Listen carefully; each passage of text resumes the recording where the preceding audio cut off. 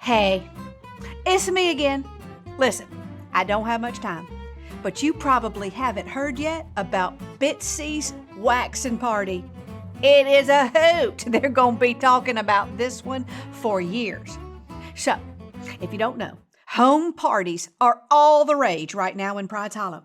We just love going to somebody's house to buy stuff. We did the candles and the soaps and the scrapbooks and the jewelry and the food and the make-your-own dish towels and even the sexy toys party that we all told our husbands was a book club meeting. We've still got a lot of questions left over from that night, which we tried Googling, and that was a mistake. Ernestine Fink had to throw away her computer after looking up some of those words. And she works at the church, for heaven's sake. Well, anyway, we were so excited that Bitsy was having a home waxing party, even if none of us found that much excitement in waxing our floors. I mean, is that even still a thing? But we figured these home party people had probably, pretty much run out of all the exciting ideas, and who doesn't love a pretty floor when you have company over? And Bitsy always had great snacks at her home parties. I just love her congealed salad with the Jell-O and the fruit cocktail. You know, the one that keeps moving a good 10 minutes after you set it down? Kind of like Bitsy herself. Did I say that out loud? We thought it was a little strange that Bitsy was asking us all to wear our robes and loose clothing. But we figured, maybe it was some, girls' night slumber party theme or something. Anyway, Bitsy opened up the door that night wearing a to-the-floor, fur-trimmed pink robe that she no doubt bought just for this party. And she's already holding out her smartphone for a selfie to post on Facebook, where apparently some of the guests were attending virtually on one of those, live streams. She gave us a tour of the house, which is, it's a kind of thing I could never understand. Why do we need to see every room in your house, especially when we've been here before? And who's going to want to clean every room for company coming over? It gets exhausting coming up with different things to say about each one of your rooms. But Bitsy had just redone her bedroom and was dying to show us. Her theme, Bitsy likes themes for stuff, was animal print. I swear that room looked like a jungle, only not the good kind, more like a jungle in a war zone. Everything was covered in fur, and her accent color, she said every room should have one, was red, which I do not recommend when your theme is animal print. I'm just saying, no wonder the dog wouldn't go in there. It was like a fur house of horror. And I don't know the rules, but I'm pretty sure you're not supposed to mix your animal prints. I'm just saying, it's quite taxing on the eyes. I know. Here's where Bill would say, hurry it up already. He says all my stories are way too long. Yeah, says I'm the only person he knows who interrupts her own self. Well, then don't come to my girls' Bible study, I told him. We barely take a breath. We're so busy processing out loud. I'm the type that thinks as I'm speaking, which Bill says is not something I should be bragging about. But anyway.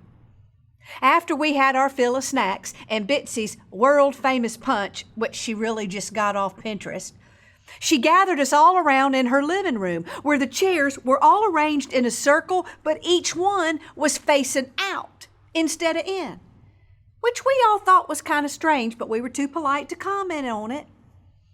It's for your privacy, she said. For our privacy? Why in the world would we want privacy at a home party? Isn't the point of gathering together to look at each other?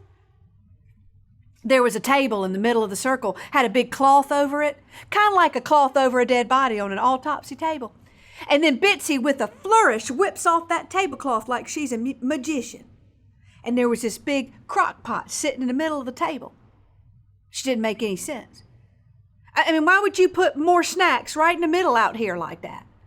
Somebody asked her, what snack was that in the crock pot? And she said, oh heavens, that's not to eat, that's the wax.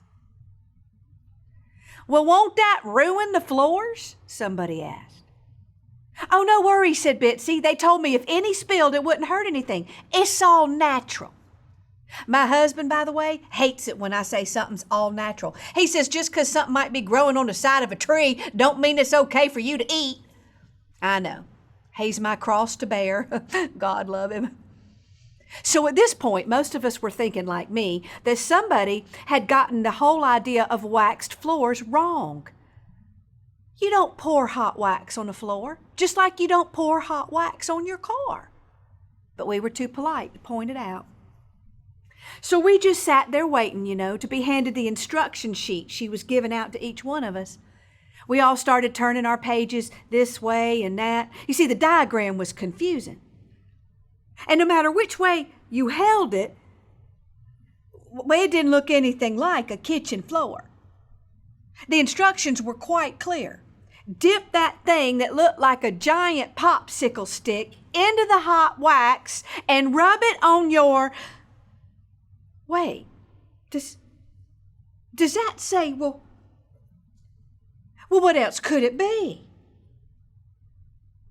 I think we all realized at once the horror of the situation.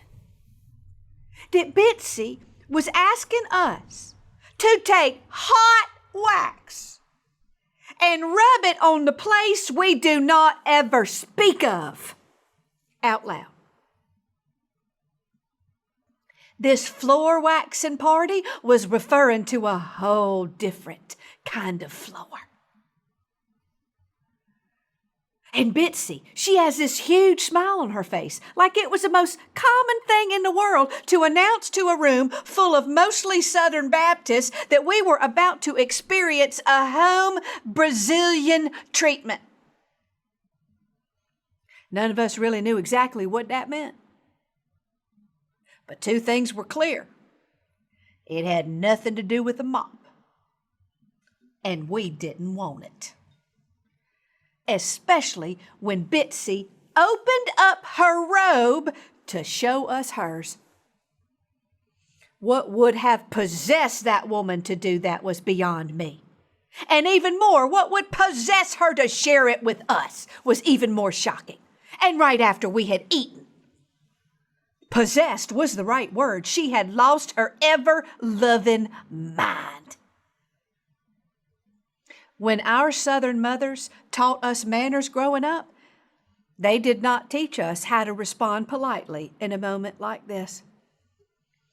And I'm pretty sure dear Abby, for those who remember, never gave out advice on the polite way to decline an invitation to uproot your private nether regions. Or as my granny calls it, her mini-moo. She got that from Adele. And if Cinderella had to do this to get the prince, well, there would be a lot of little girls deciding that being single isn't such a bad thing after all. I'm just saying. We all just sat there stunned, staring at anywhere but Bitsy and her little bald mini-moo. And Ray Jean was on my left telling me if she had to start grooming down there, well, somebody better bring in a machete. While Bitsy is singing something about how waxing prevents forest fires. And we all had these pained looks on our faces because we'd been thrown into a situation of picturing each other naked.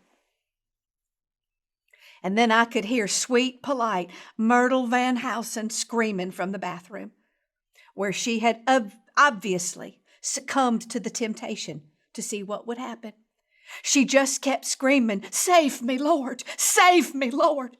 And just when we were wondering, should we go in there? She comes running out, y'all, holding up a popsicle stick covered in hair, like some sort of horrible cake pop. And now we were all begging God to save us. And that's when we heard someone scream from the computer Bitsy had set up off to the side. Apparently, there was a delay in the live stream, and the online audience was finally figuring out what they were seeing from their web camera, which at this moment was about an inch away from Bitsy's hairless wonder. And let's just say the ladies over at the retirement village were undoubtedly hitting their call buttons, and the mothers at home were throwing their bodies over the camera so their children would not see the sight that we would never, ever, never forget. I know, 'cause it sure is burned into my brain.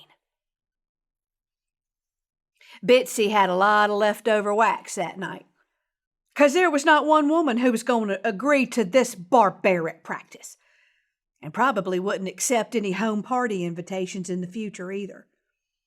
We found out later that Bitsy had her Facebook page shut down. Said her site was inappropriate for children. Not sure when they'll give it back. I'm sure the people up there at the social media headquarters are still having horrible flashbacks of Bitsy's before and after pictures. But it's a private group, she kept insisting. And if you're wondering why not one woman signed up to go on the Brazilian church mission trip for next year, well, you can blame Bitsy for that one. Anyway, I gotta go. Somebody said that Booker's been in an accident and I gotta go see what happened. In the meantime, just remember, you didn't hear it from me. This has been Kelly Swanson bringing you the latest word from the small town with the big heart, where the people stay, but the gossip travel.